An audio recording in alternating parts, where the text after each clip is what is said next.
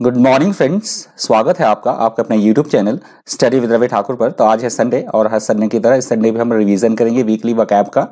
तो चलिए शुरुआत करते हैं फटाफट से। बड़ा एनर्जेटिक सा थोड़ा सा वीडियो होने वाला है क्योंकि रिवीजन बहुत एक इंपॉर्टेंट रोल प्ले करता है। आप रिवीजन नहीं करोगे तो जल्दी जल्दी से वोकैब आपको याद नहीं हो पाएगी।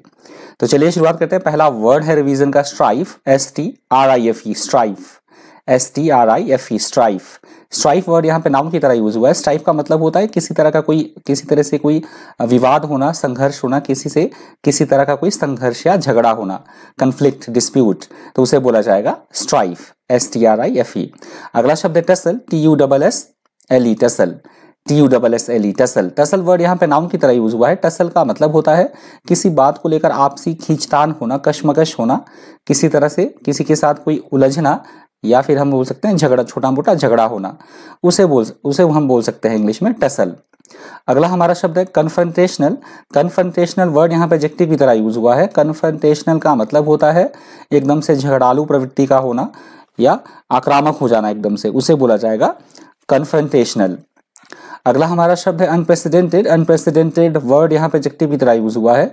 अनप्रेसिडेंटेड का मतलब होता है ऐसी कोई बात या ऐसी भी कोई घटना जो आज से पहले कभी घटित ना हुई हो, जो अभूतपूर्व हो, या हम उसे बोल सकते हैं अद्वितीय, तो उसे इंग्लिश में बोला जाएगा अनप्रेसिडेंटेड।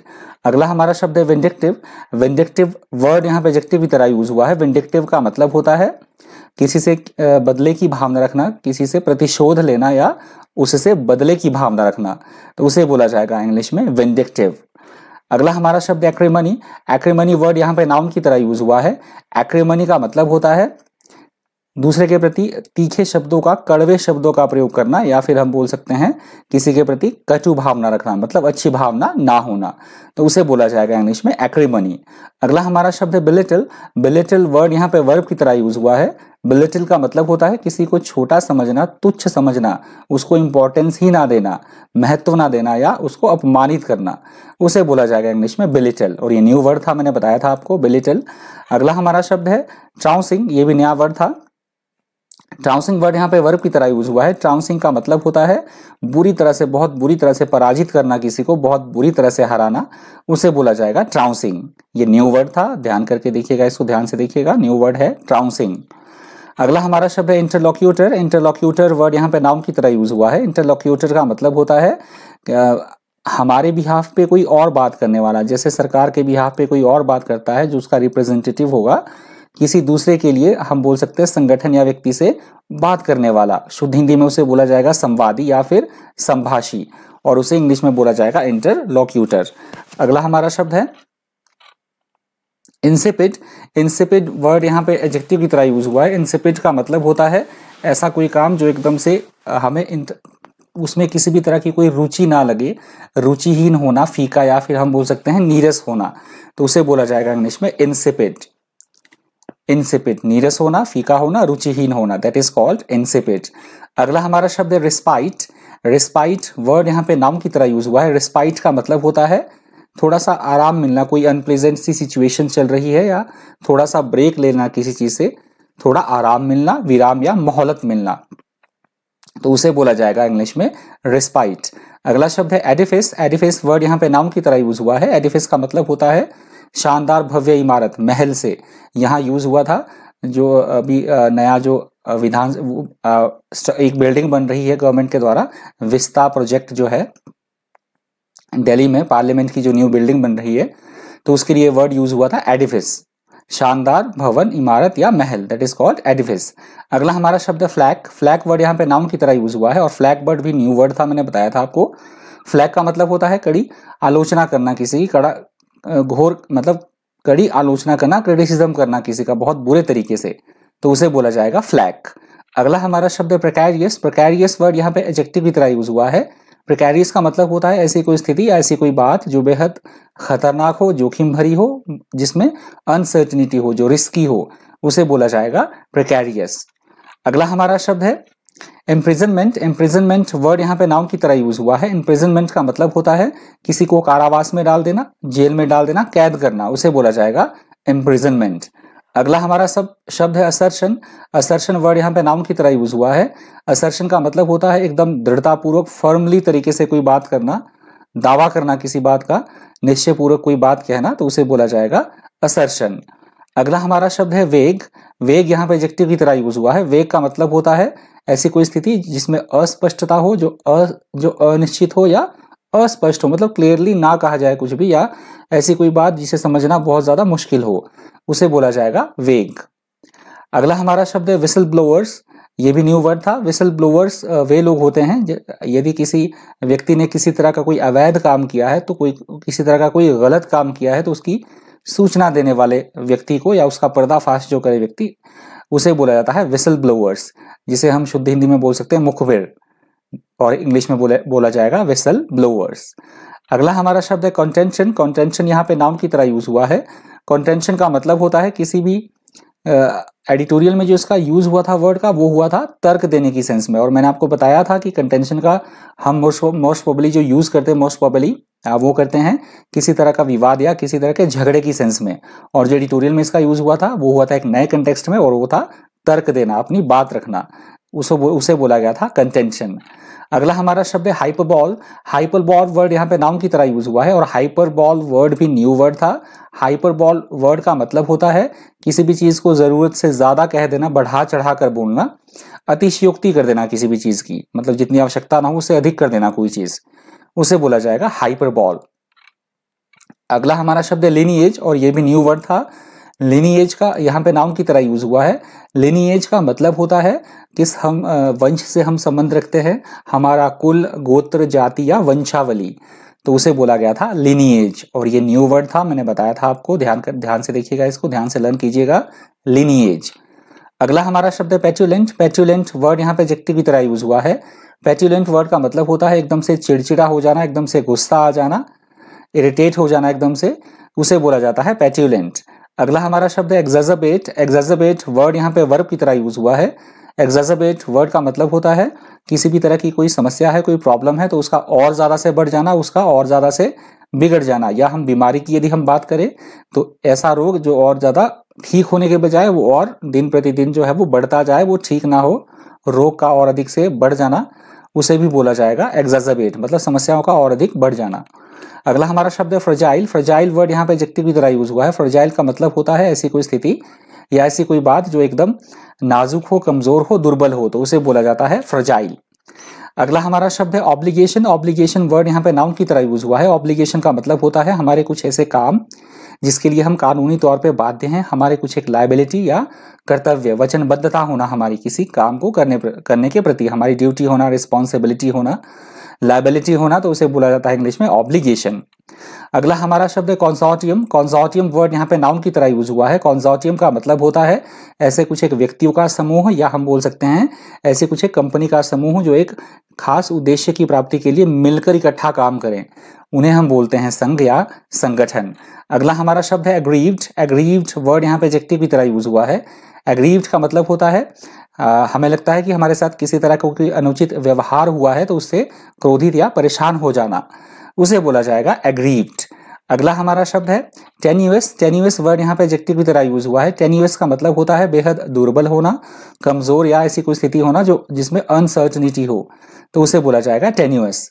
अगला हमारा शब्द है कॉन्ट्रैक्शन। कॉन्ट्रैक्शन यहाँ पे नाउन की तरह यूज हुआ है। कॉन्ट्रैक्शन का मतलब होता है किसी भी चीज में किसी तरह की कोई कमी आना, संक्षिप्तीकरण, या हम बोल सकते हैं संकुचन की प्रक्रिया। और ये वर्ड मैंने बताया है आपको तब यूज होता है जब एडिटोरियल में खासकर हमारा फाइनेंस से मोटिवेटेड कोई एडिटोरियल हो और वहां पे इकोनॉमी की बात की गई हो।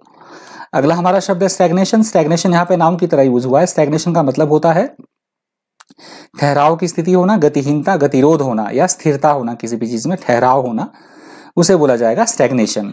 अगला हमारा शब्द है बुलवर्क। बुलवर्क वर्ड यहाँ पे नाउन की तरह यूज हुआ है और ये न्यू वर्ड था।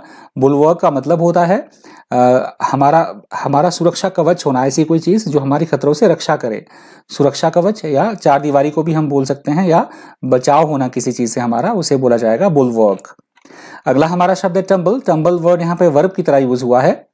टम्बल का मतलब होता है एकदम से लड़खड़ाना और गिर पड़ना। ये प्राइसेस के बारे में बात हो रही थी एडिटोरियल में, तो एकदम से गिर पड़ना, दैट इज कॉल्ड टम्बल। अगला शब्द है रेस्पोंडेंट्स। रेस्पोंडेंट्स वर्ड यहाँ पे नाउन की तरह यूज हुआ है। रेस्पोंडेंट्स का मतलब होता है किसी से हम किसी तरह का कोई प्रश्न पूछ रहे हैं और वो जो उत्तर देने वाला होगा, जवाब देने वाला होगा, उसे बोला जाएगा रेस्पोंडेंट्स। अगला हमारा शब्द है अनअबेटेड। अनअबेटेड वर्ड यहाँ पे एडजेक्टिव की तरह यूज हुआ है। अनअबेटेड वर्ड का मतलब होता है ऐसी कोई अप्रिय स्थिति जो कि लगातार बढ़ती ही रहे, प्रचंड रूप लेती ही रहे, लगातार चलती रहे, बिना उसकी इंटेंसिटी जो कम हुए, उसे बोला जाएगा अनअबेटेड। अगला हमारा शब्द है इंटरवेंशन। इंटरवेंशन यहाँ पे नाउन की तरह यूज हुआ है। इंटरवेंशन का मतलब होता है किसी तरह से किसी काम में किसी तरह का कोई व्यवधान उत्पन्न करना, हस्तक्षेप करना, या हम बोल सकते हैं बीच बचाव करना, दैट इज कॉल्ड इंटरवेंशन। अगला हमारा शब्द है कॉन्सिक्वेंसेज। कॉन्सिक्वेंसेज वर्ड यहाँ पे नाउन की तरह यूज हुआ है। कॉन्सिक्वेंसेज वर्ड का मतलब होता है किए गए काम का परिणाम, नतीजा या फल, दैट इज कॉल्ड कॉन्सिक्वेंसेज। अगला हमारा शब्द है इंट्रूसिव। इंट्रूसिव वर्ड यहाँ पे एडजेक्टिव की तरह यूज हुआ है। इंट्रूसिव का मतलब होता है किसी भी काम में किसी तरह का कोई अनुचित रूप से हस्तक्षेप करना, व्यवधान, रुकावट पैदा करना, दखल देना, या हम बोल सकते हैं कहीं पे घुसपैठ करना, उसे भी बोला जाएगा इंट्रूसिव। अगला हमारा शब्द है स्ट्रिंजेंट। स्ट्रिंजेंट वर्ड यहाँ पे एडजेक्टिव की तरह यूज हुआ है। स्ट्रिंजेंट का मतलब होता है बेहद कठिन, कोई रूल्स होना, रेगुलेशंस होना, लॉज होना जो बहुत ज्यादा कठोर हों, उसे बोला जाएगा स्ट्रिंजेंट। अगला हमारा शब्द है एबोलिशिंग। एबोलिशिंग वर्ड यहाँ पे वर्ब की तरह यूज हुआ है। एबोलिशिंग का मतलब होता है किसी भी चीज को हटा देना, समाप्त कर देना। यहाँ पे कानून की बात हुई थी, उसका उन्मूलन करना या रद्द कर देना उसे, दैट इज कॉल्ड एबोलिशिंग। अगला हमारा शब्द है अबंडनिंग। अबंडनिंग वर्ड यहाँ पे वर्ब की तरह यूज हुआ है। अबंडनिंग का मतलब होता है किसी भी चीज को छोड़ देना, किसी भी चीज का त्याग कर देना पूरी तरह से, उसे बोला जाएगा अबंडनिंग। अगला हमारा शब्द है एंग्जाइटीज। एंग्जाइटीज वर्ड यहाँ पे नाउन की तरह यूज हुआ है। एंग्जाइटीज का मतलब होता है किसी तरह की कोई चिंता होना, व्याग्रता, या किसी बात को लेकर हम बहुत ज्यादा उत्सुक हैं, उसे बोला जाएगा एंग्जाइटीज। अगला हमारा शब्द है कार्नेज। कार्नेज वर्ड यहाँ पे नाउन की तरह यूज हुआ है। कार्नेज का मतलब होता है बहुत बड़ी संख्या में लोगों का मारा जाना, सामूहिक हत्याकांड, हम बोल सकते हैं उसको कार्नेज। जैसे कोविड-19 से बहुत सारे लोग जो है वो मारे जा चुके हैं, दैट इज कॉल्ड कार्नेज। अगला हमारा शब्द है रॉट। रॉट वर्ड यहाँ पे एडजेक्टिव की तरह यूज हुआ है। रॉट का मतलब होता है किसी भी चीज को बनाने की सेंस में यहाँ पे यूज हुआ था, किसी भी चीज को बनाना या उसे लाना, कानून की सेंस में यूज हुआ था इसका, या फिर गढ़ना, किसी चीज को क्रिएट करना, फॉर्म करना, दैट इज कॉल्ड रॉट। अगला हमारा शब्द है डेथरिंग। डेथरिंग वर्ड यहाँ पे वर्ब की तरह यूज हुआ है। डेथरिंग का मतलब होता है कंफ्यूजन की स्थिति होना, डिसीजन ना ले पाना, किसी भी बात को लेकर निश्चय ना कर पाना, हिचकिचाना, उसे बोला जाता है डेथरिंग। अगला हमारा शब्द है प्रिकली। प्रिकली वर्ड यहाँ पे एडजेक्टिव की तरह यूज हुआ है। प्रिकली का मतलब होता है मुश्किल एवं कठिनाई पैदा करने वाली कोई चीज होना, या फिर कांटेदार कोई मार्ग होना, कांटेदार कोई चीज, चुभन पैदा करने वाला, मुश्किलों भरा कोई रास्ता होना, उसे बोला जाता है, ऐसा कोई काम, उसे बोला जाएगा प्रिकली। अगला हमारा शब्द है रोबस्ट। रोबस्ट यहाँ पे एडजेक्टिव की तरह यूज हुआ है। रोबस्ट का मतलब होता है एकदम से मजबूती के साथ अपने व्यूज रखना, ऐसे कोई ओपिनियंस होना या व्यूज होना जो एकदम मजबूत हो, ठोस हो। या फिर जब भी ये वर्ड आता है तो मैं एक बात आपको थोड़ा सा उदाहरण सा देता हूं कि ऐसा कोई व्यक्ति जो कि एकदम बिल्कुल स्वस्थ हो, हट्टा कट्टा हो, तो उसे भी बोला जाएगा रोबस्ट। अगला हमारा शब्द है हॉबल, और ये न्यू वर्ड है हॉबल।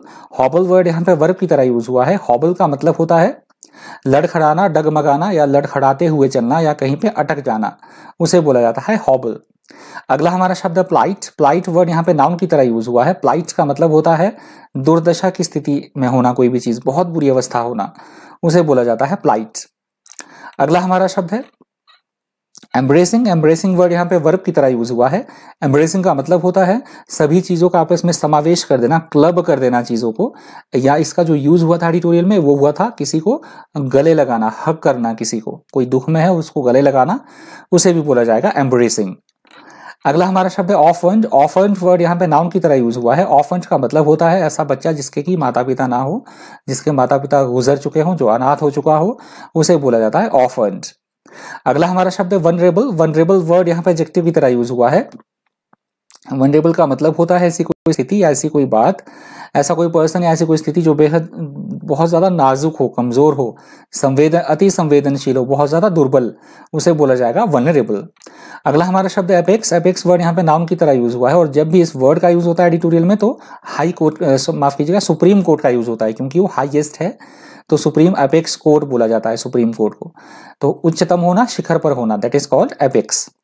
अगला हमारा शब्द है डॉडल। डॉडल वर्ड यहाँ पे वर्ब की तरह यूज हुआ है। डॉडल का मतलब होता है किसी भी काम को लेकर जानबूझकर विलंब करना, किसी काम को मतलब देरी से करना, विलंब करना, समय नष्ट कर देना, या हम बोल सकते हैं इनफॉर्मल लैंग्वेज में मटर गश्ती करना, मतलब आइडल रहना, टाइम वेस्ट करना, मंडराते रहना इधर उधर, तो उसे बोला जाता है डॉडल। और ये न्यू वर्ड था, मैंने बताया था आपको डॉडल।